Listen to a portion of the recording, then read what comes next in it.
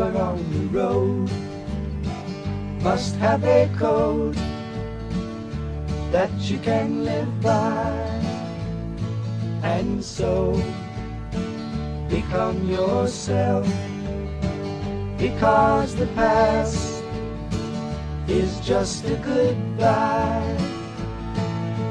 Teach your children well, their father's hell did slowly go by, and feed them on your dreams, the one they picked, the one you'll know by. Don't you ever ask them why, if they told you you would cry, so just look at them and sigh.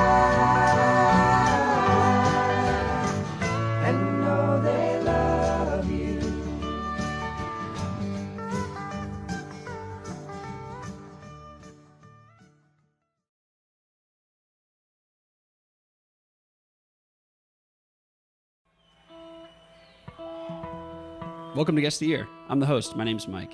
Today we've got 5 Deadheads from around the country competing for a prize pack donated by Play Dead. Play Dead is a collaboration between Mason, aka at From the Lot, our guest curator a few weeks ago, and Jeremy. They do all kinds of Dead-inspired apparel and other designs too.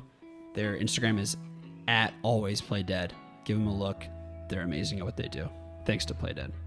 And actually starting next week, Mason will be curating the prize pack. So every week we'll have a different designer or artist from the community, both established and up and coming, and they will be kind of our sponsor for that show by donating the prize pack. And From the Lot will be curating all of that. Very cool, very exciting. Thank you, Mason. All right, here's how the game works. We'll play the first part of a Grateful Dead live track, and each contestant will use the messaging system to silently guess which year the performance is from. Contestants, who are all on video chat to prevent any possibility of cheating, can submit their guesses at any time during the clip or in the 10 seconds after it concludes. Whoever is furthest off from the correct year is eliminated. The last 2 Deadheads standing will have a best of 3 series to determine a winner. We've got our returning champion Chad here with us, and we'll meet the rest of the Deadheads in a moment, but first, let's hear the first song. Without further ado, The Grateful Dead.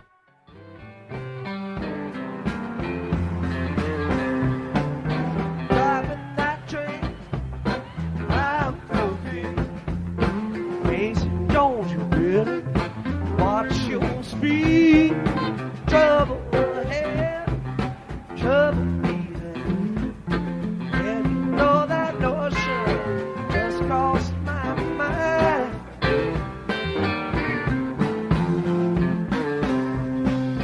This old engine makes it on time, leaves in the station at a quarter of 9. It's River Junction 72. Water to 10, you know it's traveling again. Driving that train, high on cocaine. Jason, don't you really watch your speed? Trouble ahead, trouble behind. And you know that notion just crossed my mind.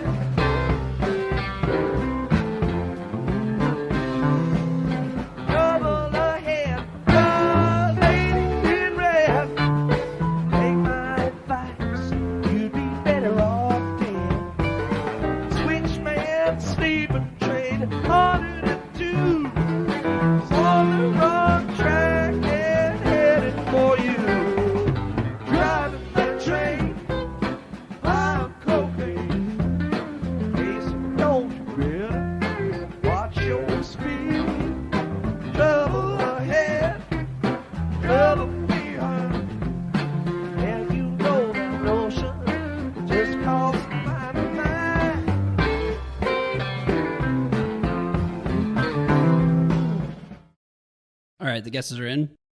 Casey Jones at the Fox Theater in St. Louis on October 18th, 1972. The folk character also appeared in the song The Ballad of Casey Jones, which the Grateful Dead played several times. Only one person got it right. Dave is 42 and he's from Charleston, South Carolina. You got 72. You're the only one. What'd you hear? Well, I was actually I was talking to Mason earlier today, and I was like, we were laughing how we're either right on or 10 years off. And like at the beginning of it, I got these like super strong 80s vibes just from the sound quality, but then I like backtracked it and did all my isolations. I was like, okay, what kind of, keys am I hearing? What's Jerry's tone like? And I was in the 71, 72 thing, and it's just, I went for 72 because it just overall quality of the thing was, I don't know. I got no answers. No, it's a good answer. So yeah, you know Mason because you run the Instagram Tasty Wave Dyes. Correct. I've had the opportunity to dye a bunch of his stuff and just other virtual lot related things like that. Yeah, well, it's a great page. But how'd you get into the dead? I got lucky and had a stepdad that had seen, I guess he had seen about 8 shows. So I was able to see him fall 93 and spring 94, which looking back, like I have a son that's 12 right now, and I don't know if I would drop him off at a dead show at 13 these days. But luckily, I got that opportunity, and I got to see Robert Hunter in 97, which is also just kind of one of those like blown away moments. Is in this crazy snowstorm, so there was like 25 other people there, and then just have always been the one group that I always come back to. They're the greatest American rock band ever, and I'm hooked. So this Robert Hunter show, the show went on even with 25 people in the audience. The show went on, and it was this was in Northeast Ohio, and it was just a crazy fluke snowstorm that just like really like built through the afternoon, and he was already in town a couple blocks from the theater, and they shut down all sorts of roads, but I live like 3 blocks away, so me and my buddies were able to go do it, and it was epic. There's no on the internet, there's no set list for it anywhere. So it's like I have these like a little bit of memories of just like that like thick like brogue accent that he would sing in, and other than that, just like this mythical thing that happened that I can't really corroborate with any set list or anything like that. So did he reference the fact that there's only 20 people there? How did he had this that? like really he just did not even like taking any of it into account. He had this like living room kind of setup that was his like stage thing, and he just was like hunkered down in there, and he just did a show, and then that was it, and he was out of there. I love that. True professional. As I mentioned before, you do Tasty Waves Dyes, which is tasty_waves_dyes on Instagram. Shout out. Really, really cool stuff. How did that tie-dye apparel company come to be? It was something that kind of was a pandemic kind of happy accident. I'd been a professional chef for about 20 years, and the restaurant I was working in closed, and I decided that wasn't a life that I wanted to go back to if I had the opportunity to get out of it. And I just kind of was exploring some different things, and I needed like a creative outlet to do with my hands just to get out a lot of energy. And somebody gave me an ice dye kit, and I just started messing around with it, and it kind of got out of hand real quick, and realized I had to start selling it in order for it to pay for itself. And then like a year and a half later, I've got an actual kind of company that I'm building that either through custom dyes for people or shirts for artists or bands and record labels and stuff like that.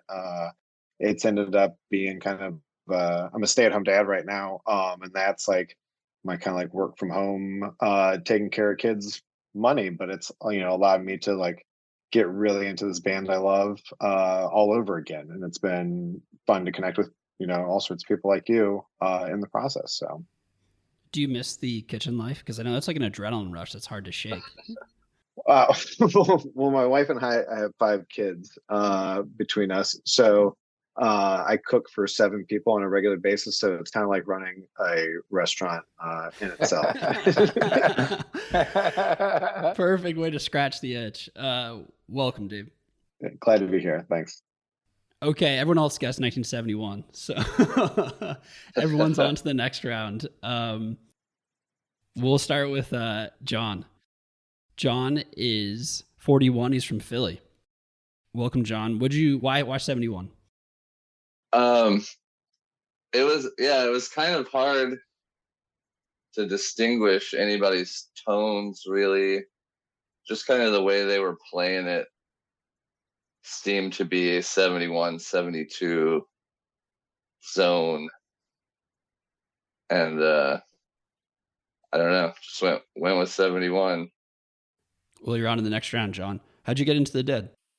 I was like, I would say maybe like casual fan when I was a teenager. I grew up in the Midwest in the 90s. I was a teenager, so like there was no shortage of Deadheads around. But I don't know, I was into a whole different scene at the time. And like it's actually funny because like you talk about getting on the bus like pulled over for me so many times and I didn't get on. Like I got taken to like Phil and Friends and Rat Dog and stuff like that around like 99, 2000. Just wasn't interested. Someone took me to Red Rocks to see The Dead in like 2003.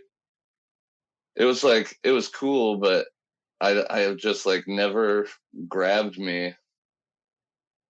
And then I don't know, probably the last 7 years or so, with like all the live stuff getting put on Spotify, started going down that road. But like I basically listened to like the same 3 shows on Spotify over and over for years, and like just now I'm starting to like dip into the archive and becoming obsessed. So what type of stuff did you listen to before you went down the Dead rabbit hole? Braid and Cap'n Jazz. I don't know if anybody knows those bands, but I was very much in the emo, Midwest style emo scene, and like my friends and I all played music, so like we started getting into like fusion and like prog rock and stuff from the early 70s. Like Yes and King Crimson were big for me. Mahavishnu Orchestra, Miles Davis. Miles Davis is actually born in my hometown. So we were all big Miles fans. And like I guess just from not having like that much exposure to a lot of the live Dead stuff, like I mean now it's kind of obvious there's like all kinds of shows where they go into like full on like Bitches Brew sounding jams. So it's like a no-brainer. I think maybe I just like wasn't exposed to the right Dead when it would have hit me. Now it's kind of like all I think about. Like I'm just getting into the like obsessive phase that I guess everybody gets into. Love it. Well, welcome, John. Thanks for being here. Thank you. Chad is our returning champion. Sure. The man who took down the mighty Larry the Grateful Dentist. Chad is 48 and he's from Nashville, Tennessee. Chad, anything you want to add to the 71 analysis? You know, I was going off kind of the recording quality. I thought by 72, like everything sounds pristine as far as recording, and it could be, you know, album quality recordings. And so I just kicked it back a year. I thought, you know, it was right there close. The tones of the band and, you know, everything that was going on, 71, 72. I just went with just a slightly earlier year. Thanks, Chad. Welcome back. Andy is 47 and he's from Chicago. I think we've got 72 covered, Andy, but how'd you get into the Dead? So I was about 16 years old. It was 1991. And one of my best friends, his sister Suzanne had extra tickets and took us both to Soldier Field, June 22nd, 1991. And Bruce Hornsby was on hand. It was a massive stadium show, and I was blown away. I had already been turned on to the Dead a few years prior by my uncle, who sent me a cassette, which was a recording of the vinyl of Europe 72. And Europe 72 just grew on me. Ramble on Rose, Jack Straw, Brown Eyed Women. I mean, come on. That it's the album to turn all your friends on to the Dead. It never gets old. It's timeless as can be. And from there, the rest is history. College changed for me. I just couldn't wait to see the next show. I ended up seeing 50 shows between 91 and 95. I went to college as a freshman, and within the first 2 weeks of college, my friends convinced me to jump in their car and go to Richfield Coliseum in Ohio and see 3 shows. And I got to see a lot of amazing Grateful Dead shows and meet a lot of incredible people over the course of those years. And from there, it's just been a continuation. I mean, I just can't get enough. I love all kinds of music, but it always ends up going back to the good old Grateful Dead. Andy, welcome. Thanks for being here. Thank you. Thank you. And then Adam. Adam is 44, and Adam, you're from Manistee, Michigan? Yeah, it's kind of northwest Lower Peninsula. We're right up the road from Lake Michigan, the coast, about 3 minutes up the road. Cool. And how'd you get into the Dead? I was thinking about this, and one of my earliest memories is being a child at my grandparents. They would have this big gathering party for family and friends every summer, and I would be inside. And old TV only had so many channels. This is early 80s. But I remember watching PBS a lot growing up, but every year they'd have it the same weekend, and there'd be the telethon going on, and they would show what now I know is Dead Ahead, which ended up being Dead Set and Reckoning. And that was a really interesting memory that I had this week, thinking back. My first interaction, like actually seeing it even as a young child and being amazed by it and drawn into it. And yeah, I've just been a huge Deadhead for decades. So does it ebb and flow, or you just consistently fucking love the Dead? Consistently love the Dead. I've changed how I listen to the Dead. I mean, after so many decades of listening to the Dead, I'm 44, I'll be 45 this year. And actively listening to the Dead since I was probably 13, and really, really digging into it. But now I listen to at least one show a day, and I've been doing that for over 18 months. And it usually ends up being, 3 or 4, depending on what I'm doing with the day. But it changes the way I look at the music. You're searching for that secret, searching for the sound. I dig it, and it's a cool new way for me to enjoy the music. Do you have a policy on skipping songs? Shouldn't, but yeah. I have one. Road Jimmy, and I just have Whoa. with it. I know not all Road Jimmy's early 70s can stick around. But yeah, but that's a personal thing. I just need to get over it and just let it roll. That's so funny, because a couple episodes ago, like the little trivia fact was that Jerry thought that the fans didn't like Road Jimmy, and I'm like, I've never met a fan that doesn't like Road Jimmy. And then here we go, a fan that doesn't like Road Jimmy. Why not Road Jimmy? No, it's a personal thing. It's not the song. It's not the song at all. I'll skip a Road Jimmy, dude, every time. Yeah. Here's the thing. What, do you know a guy named Jimmy you hate or something? I'll skip a Road Jimmy, but I won't skip Bobby Slide practice. I got nothing. I don't know. Adam, it seems like you're going to be a force in this competition if you listen to 3 shows a day. So looking forward to seeing you go. And let's play the next song. Me and my uncle went riding down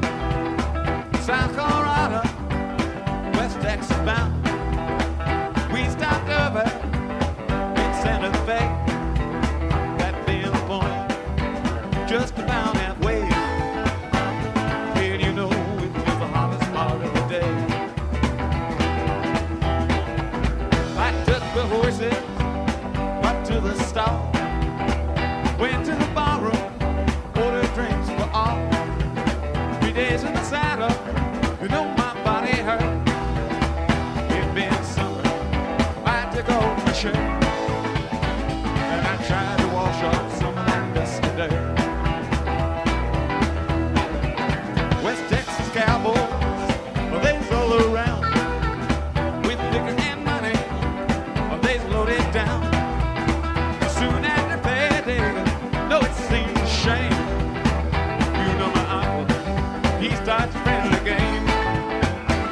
Yeah, hollow jack in the winter, take the hand. Guess you know about it.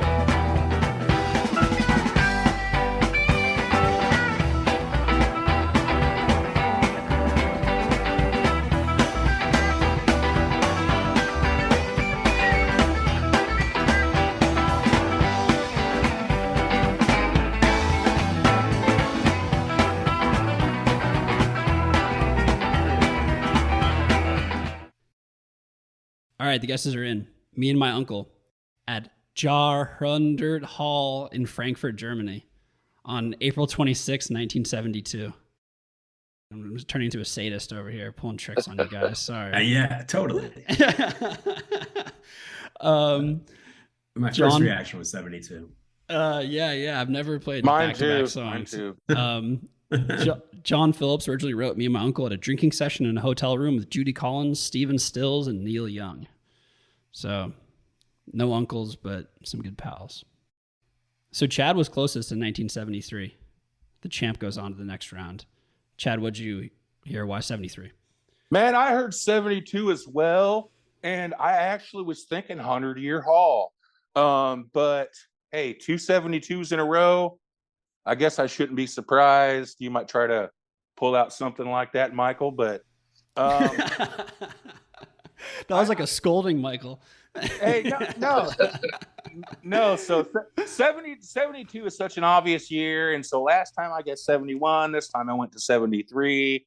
You know, I heard the one drummer, and I don't try to focus a lot on one drummer because it's fooled me in my practice of, thinking there's only one drummer and there's two. But, I just thought, hey, 73 was a big year. A lot of me and my uncles. That's what I pulled out. Got it. Okay, Andy and John both got 74, and Dave got 70. They're equally off in different directions. All three are on in the next round, which makes Adam the odd man out. Sorry, Adam, you're eliminated. We'll get to you in a sec. But first, Dave, you guessed 1970. What was your thought process there? Well, like it's been said, I thought it was 72, but there was no way that we're going to have two of those. I'm already guessing 72 for the next one. Yeah, I mean, that's what I'm saying too. And I guess I went earlier because it had that little bit more of like freight trainy like vibe rather than where it went after 72. But that was just because I was convincing myself that it wasn't 72 and it's got to be something else. So that's I love that freight trainee description. Very nice. John, you guessed 74 on the next round. Anything you want to add? That was kind of a shot in the dark.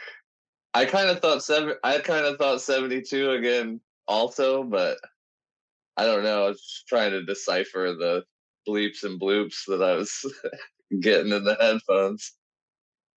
Okay, you're on the next round. Andy, you also guessed 74. My first reaction was this is 72. I know it. I hear the sound, that Europe 72 sound, but I'm like, I'm getting played here, right? And I did. I got played 2 in a row. Very clever move. There's 30 years to choose from here, but right, 2 72s in a row. And so I think the strategic move would have been to go 73 because you get 1 year on each side. So I went 74. Then I really started listening closely to be like, okay, there's only one drummer, right? Only one drummer, because that would be the deciding thing for if I went even later, like a 76. But I went 74 to play it safe. Thanks. You're on the next round. Adam, you guessed 78. I'm sorry for tricking you, and now you're out. I'm sorry. What did you? What was your thought process? Kind of the same as everybody else's. I'd had the answers 1970 written in, and I was just sitting there waiting and listening. Yeah, that was a bad call. I knew it wasn't, yeah, it was a bad draw on that one. I thought I had the recording sound right. And it's kind of airy, and 72 kind of had that sound about it. Yeah. Yeah, bad call. I should have waited till the end of the song to guess. So 3 shows a day. Do you multitask while you listen? What do you do? I work in data analysis at a casino resort. So yeah, I have a lot of time to listen to shows and stuff, and it keeps me moving, kind of the soundtrack to my day now. But it's kind of been the soundtrack to my life. So it's cool. I dig it. I really appreciate you being here. Yeah, thank you. Thanks for having me. Okay, Chad, Andy, Dave, and John are on to the next round. Let's play the song.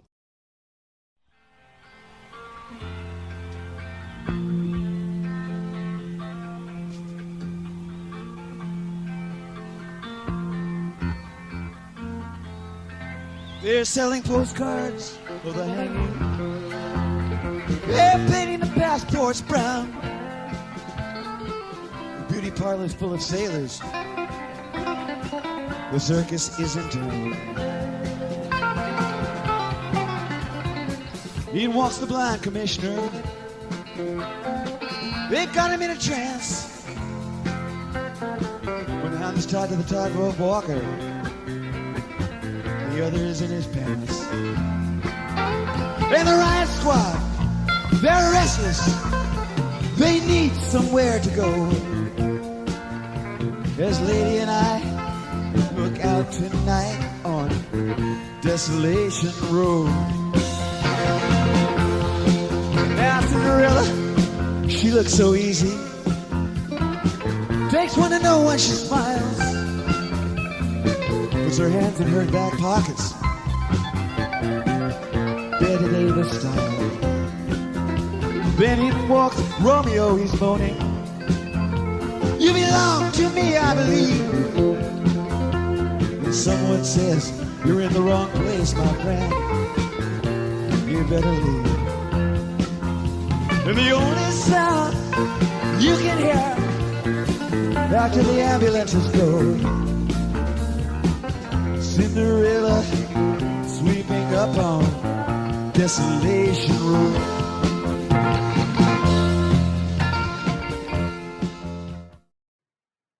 All right, the guesses are in. It was Desolation Row at the Hartford Civic Center in Connecticut on March 26th, 1987. The Dead played the Dylan cover 58 times between 86 and 95. Chad and Andy both got it correct, 1987. Chad, we'll start with you. You're on to the next round. What'd you hear? Well, I heard it seemed more up-tempo to me, as opposed to more Desolation Rows that were on later years that may have been a little slower and more drawn out. It was like those early masterpieces from 87. That Desolation Row, it just seemed really fast and seemed like an early version to me. Great, you're on the next round, Chad. Andy, you also guessed 87. Right away, it was the tempo. It was impossibly fast even before they started, and that screams mid 80s to me. And I knew I was pretty sure 86 was the first year they played it. 87 was the year they toured with Bob Dylan, but which obviously narrows it down because that was in July where they had like a dozen shows with him. So they probably weren't playing it during those shows, but this was in the spring. And that's where I said 87. It was a fun version, but wow, impossibly fast. Great. Well, Andy, you're on to the next round. Dave, you're also on to the next round. You guessed 1988. 1 year off, whatever. But what'd you hear? That it was going to be somewhere mid 80s, and I was just like, is it 87? Is it 88? I was trying to figure out when they would have started playing it, and I just was like, I'm up to the last minute. I was like going to go 87, and then I went 88. So that's that's how we ended up. But I listened to a lot from, I remember like a lot of my early tapes that I got were in that 87, 88. So it just had that really familiar quality to me. So like Chad and Andy were saying, it was the speed that helped you identify it. That, and I was one of the things I was listening to earlier today was just a bunch of different Dylan covers and where they placed them in years, and just kind of the variation in that. And so that helped me a little bit in this. So you did a Dylan crash course in preparation for the show? Yeah, I'm going to come on here. Sick. That's awesome. And also really smart because, yeah, there's so many of them. If you just cover those, it's like studying like Greek mythology for Jeopardy. You know, it's like, well, something's going to come up, you know. John, I'm sorry, you're odd man out and eliminated. You guessed 89, only 2 years off. What are you going to do? What'd you think there? All day I was like, just go with your gut. Just go with your gut.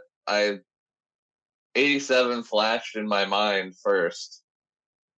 And then I just kind of scrambled and threw out 89 because that's like really my weak spot. I kind of can't stand Brent. So. Oh wow! Why not?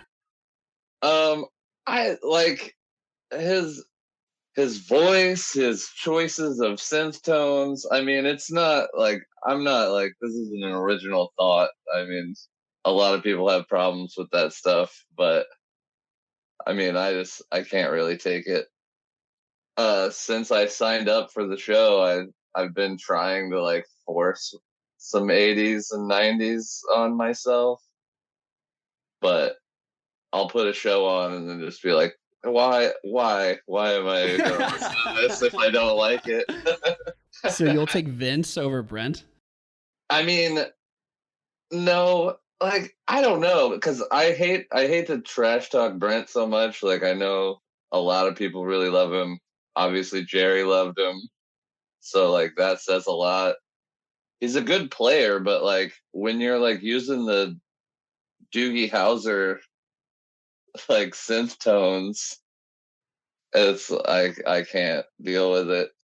It's always some like form of like chimey marimba sound that just like it almost starts to sound like a karaoke backing track for a Grateful Dead song to me. Especially when they got like all the the MIDI guitars and stuff, and like Jerry's blowing a jazz flute. Like it sounds like a ringtone or like a karaoke track to me. So I don't know. It's just my humble opinion. Are there any exceptions to your rule? Have you ever been like, I know I don't like Brent, but that was a great track? I mean, yeah, it happened. Like he's a good player. Like, and like they definitely played really well at a lot of shows in that era, but I don't know. It's just like sonically the tones aren't the same to me. Well, John, this is a safe space for all opinions, and we appreciate you letting it fly. There's a lot of Brent praise that goes on, so thank you for your honesty. Yeah, thanks for having me. That was fun. For sure. We'll get you a police escort out of the chat, so you can be safe. All right, John. Thanks a lot, man. Appreciate it. Uh-huh. All right. Andy, Chad, and Dave are fighting for 2 spots in the best of 3 series to see who wins the Play Dead prize pack. Let's play the song.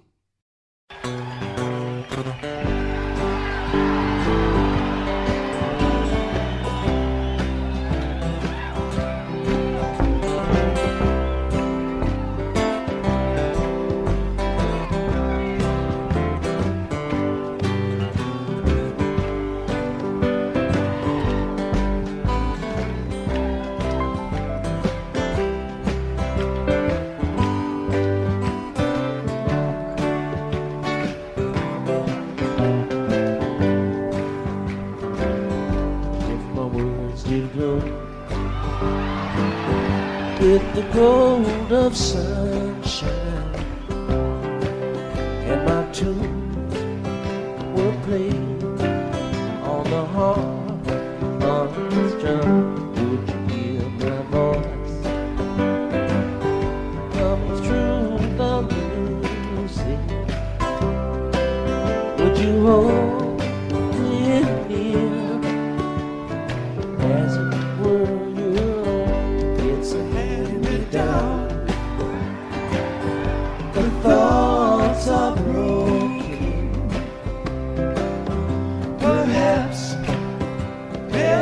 letter left unsung.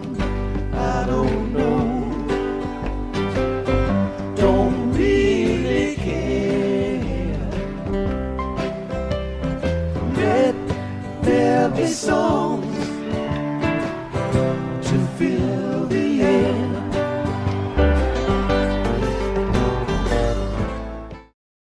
All right, the guesses are in. And it was Ripple at Sanger Performing Arts Center in New Orleans on October 18th, 1980. Robert Hunter wrote the song in 1970 in London on the same afternoon that he wrote the lyrics to Broke Down Palace and To Lay Me Down. Everyone guessed 1980. I didn't fool fucking anyone. I thought that'd be at least be like a little, I don't know, something. Clearly it was a dud. Dave, what did you hear there? How'd you identify it? I answered before the female vocalist came in at the end, so I thought it was from the acoustic run that they did the live recordings from, and then she came in and I was like, oh geez, like was that like some weird like 81 loophole? But no, just from listening to those live recordings from then. Yeah, I wasn't sure who that was, honestly. I guess it was either Brent or some kind of like one-off guest vocalist. But Chad, you sent your guess in pretty much immediately. What'd you hear there? Well, it wasn't a female that came in. That was Brent, actually. And, 80, 81, it was the last time they played Ripple. I think they played it one time in 88 at some kind of benefit concert, maybe for like a cancer patient or somebody. And that particular participant, that benefit person, had actually requested Ripple, I think in 88, and they had shelved it previous to that and after that. So yeah, it sounded to me like the Radio City acoustic 1980. Seemed like kind of a no-brainer there for me. Andy, same for you. I think that where you got us was with Sanger. I think you got us all there. And right, for me, 1980 right away, within 4 seconds as well, I was like, this is 80. This is either Warfield or Radio City. But it wasn't either of those. I totally forgot about the New Orleans acoustic set. So at least we all move on and you still got us somehow. All right.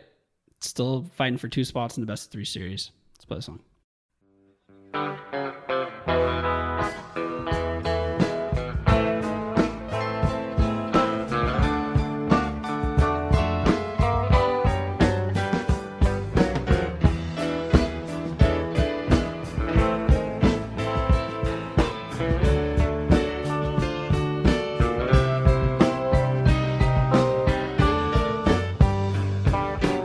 When I was just a little young boy, Papa said, son, you never get far.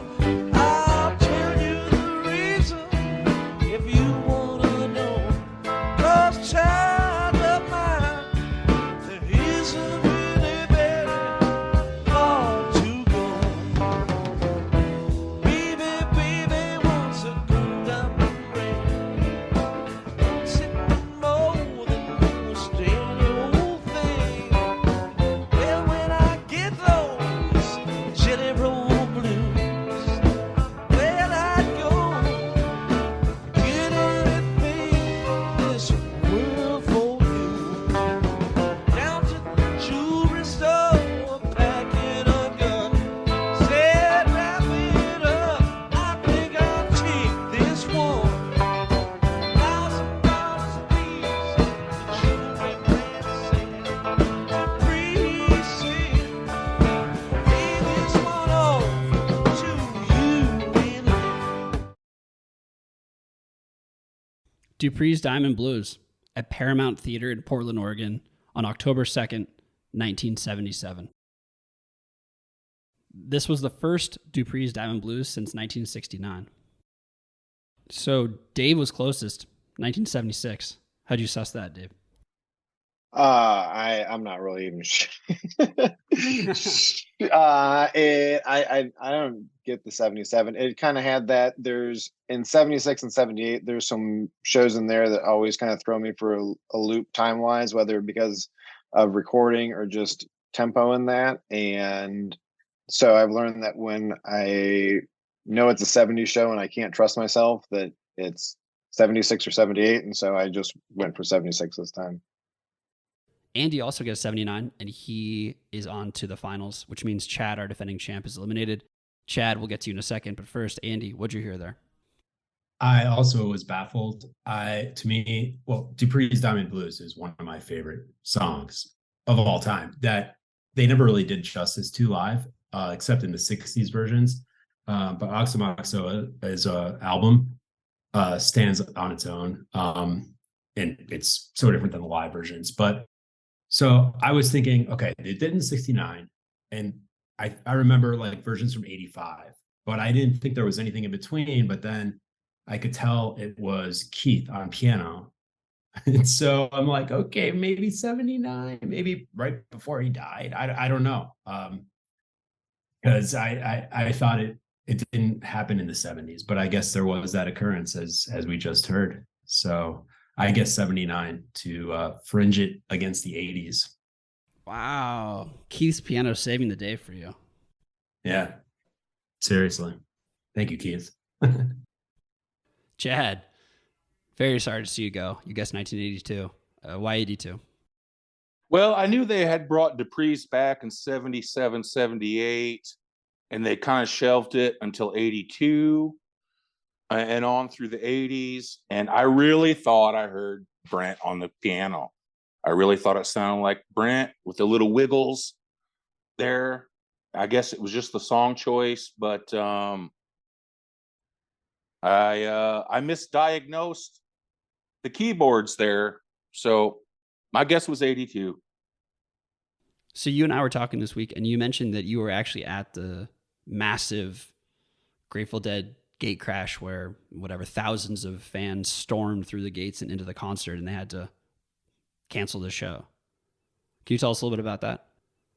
Well, what happened was, so the Dead were playing 2 nights at 95 in Deer Creek, and the second night was a Rex Foundation benefit concert, and it was also being billed officially as the Grateful Dead's 30th anniversary show.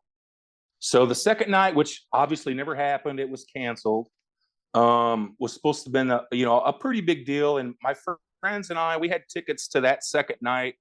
We couldn't score tickets for the first night, but I lived about 2 hours from Deer Creek. So we went down the day before, set up a campsite, and we were camping and just went down a day early. I wasn't even really trying to find a ticket to the first night. I was just hanging out, waiting for that 30th anniversary, show. And so the gate crash, so Deer Creek is like any outside amphitheater. It's a big circle, and they have a concourse that goes a full 360 degrees all the way around the venue.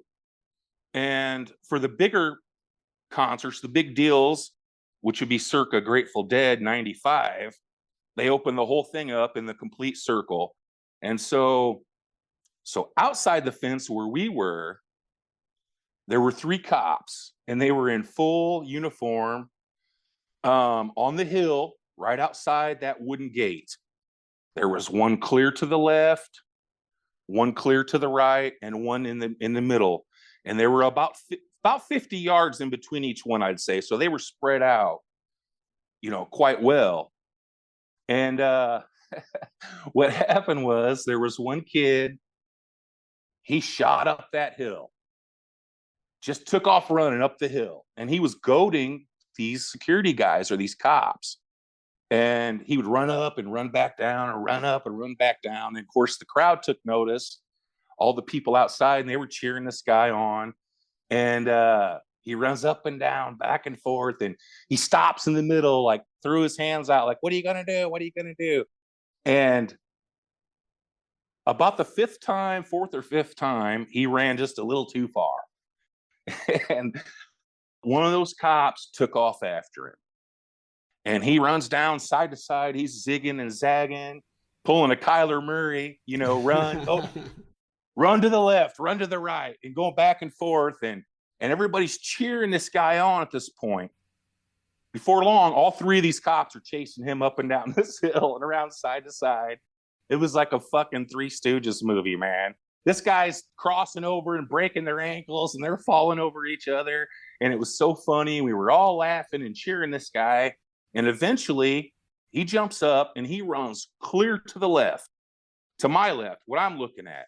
He goes way, way, way to one side and just keeps going full bore, full blast. And all three of these cops that were guarding this fence take off after him clear to the left. And once the right side of that fence is left unguarded, it was like a river, man, of people straight up the hill. And they start jumping the fence and breaking it down. And so they jump the fence, and everybody, it's a big chaotic scene at this point. And Noblesville, where the venue is just on the north side of Indianapolis. And it didn't take long before here come the cops. I mean, every cop in the city was there. And Deer Creek at that time, now it's more built up. It's more of a neighborhood, 30 years later now. At that time, it was in the middle of a giant cornfield, like there was nothing out there. And you could see them coming down the highway from miles away, just flashing lights. And so the cops came in a single file all through the place, and they surround the whole venue. They were 3 cop cars deep. So you got a layer of police officers and a second layer of cars behind that and a third layer behind that. And by that time the sun went down, man, hey, there was helicopters and spotlights, and it was like a scene out of Die Hard. And by the time we got back the next morning, the sun's coming up. When we finally got out of there, made it back to our campground, and we're listening to the local radio station, and found out the second night was canceled. Of course, we figured, but never got to go to that 30th anniversary show. It never did happen. See, I always thought that the gate crash was a concerted, organized effort, because they do that nowadays where everyone's like, let's meet outside Lollapalooza at a certain time and run at the gate. So it's incredible that it was just like organic. Well, I heard you talking about it on a previous podcast. It was mentioned for a moment, and I thought to myself, hey, I saw the whole thing that day, so we'll tell the story. Good game, guys. Great run. Enjoyed everything you had to say. Thanks for that definitive account of the gate crash. And yeah, thanks for being here. No problem, guys. Thank you. Thanks, Mike. Okay. Dave and Andy, best of 3 series for the Playdead's prize pack. Let's play the first song.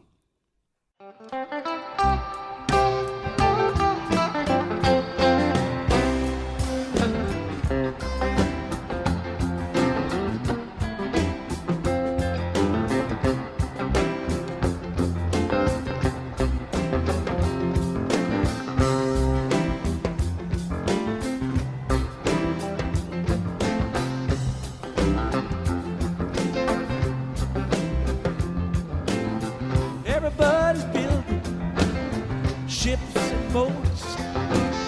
Some are making monuments, some are jotting down notes. Everybody's in despair, every girl and boy. When Kid the Eskimo gets in, everybody's gonna jump for joy. Come on without it, come on with it.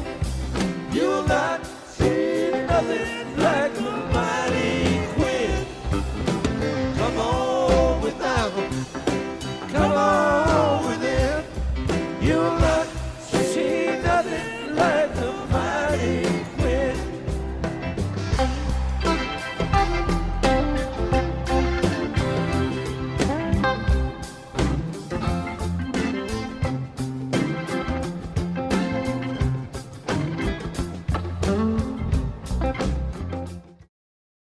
All right, the guesses are in. Quinn the Eskimo at the Spectrum in Philly on October 5th, 1994. First released in 1968 as Mighty Quinn by the British band Manfred Mann. Well, Andy was closer, 1988. Dave guessed 1987. Andy, what'd you hear? I mean, I heard 87, 88. When I started hearing at first, everything sounded 87 to me, 88. And then when I started hearing the piano, I was like, wait, or when I started hearing the harmonies, I was like, wait, is that Vince? But it was so faint. And then the keys really mimicked Brent in such a way that I was like, yes, this is them playing the Mighty Quinn in the prime of the Dead playing the Mighty Quinn, which is late 80s. So I went 88. So you got tricked by Vince doing a Brent impersonation. Basically. Well, there it is. Dave, you guessed 1987. What'd you hear there? Same way, and like I said, I was listening to some covers earlier, and there was a Visions of Johanna from '95 that threw me in the same way because it sounded exactly like this, and I was like, "Is that going to be it?" And I'm like, "No, I'm going to just go for the." After having that 81 that was so similar to the albums they put out, like I just thought it was in that same kind of category. So, oh well. Well, I was excited to drop that one on you guys because I thought it just sounded so good. Confusingly good for a 94 show. But, all right, let's play the next song.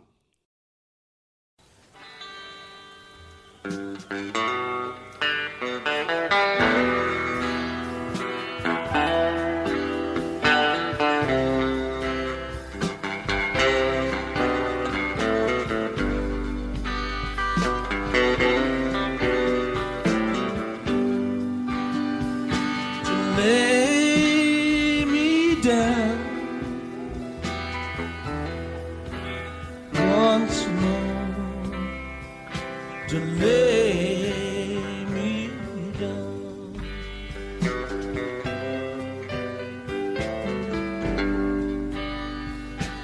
With my head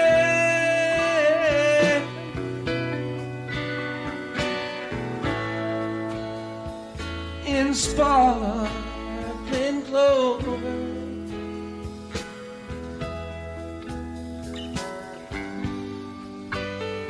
let the world go by.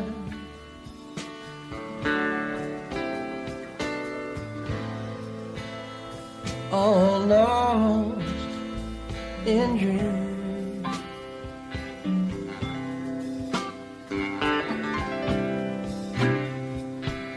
Lay me down one last time, to lay me down.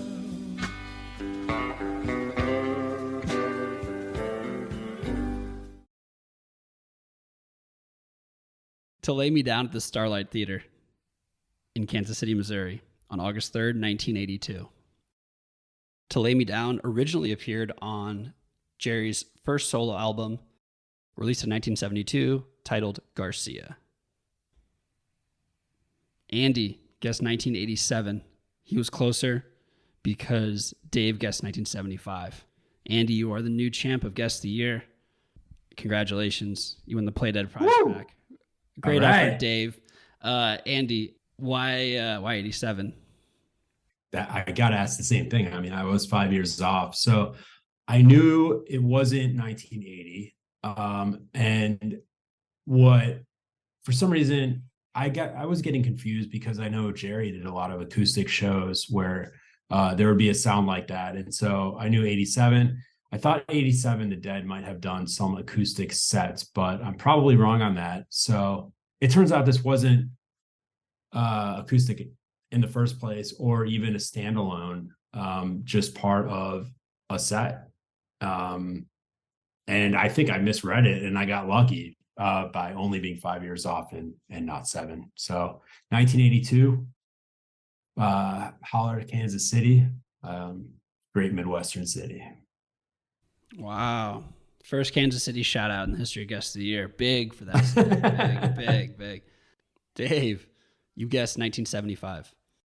Yeah, I just couldn't place it. It just, for me, it could have been too many different things. So I was putting it closer to when it would have come out. No, I had nothing.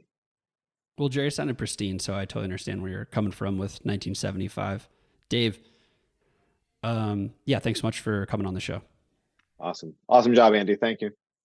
Thank you. Yeah, this was a lot of fun. All right. Subscribe to Guest of the Year on Apple Podcasts and Spotify. For show updates, follow us at Guest of the Year Show on Instagram. If you want to be a contestant on the show, sponsor the show, or make comments, ask questions, email us, guestoftheyearshow@gmail.com. Thank you so much to Play Dead for putting together the prize pack. Everyone should check out Play Dead at Always Play Dead on Instagram, and I'll put a link to the website and their Instagram in our show notes at the bottom there. Shout out to Dylan for drawing the posters. Thanks to Drew for suggesting that perfect song to start out our show, honoring the late, great David Crosby. Thank you so much for listening. For the fun facts, I relied heavily on Dead.net, Dead Disc, and Grateful Dead of the Day, and their commenters, so thank you to them. Thanks to Amazing Tapers, whose recordings made this show possible. Congratulations to our new winner, Andy. And to our other contestants, thanks so much for playing, and remember, it's all one song anyways.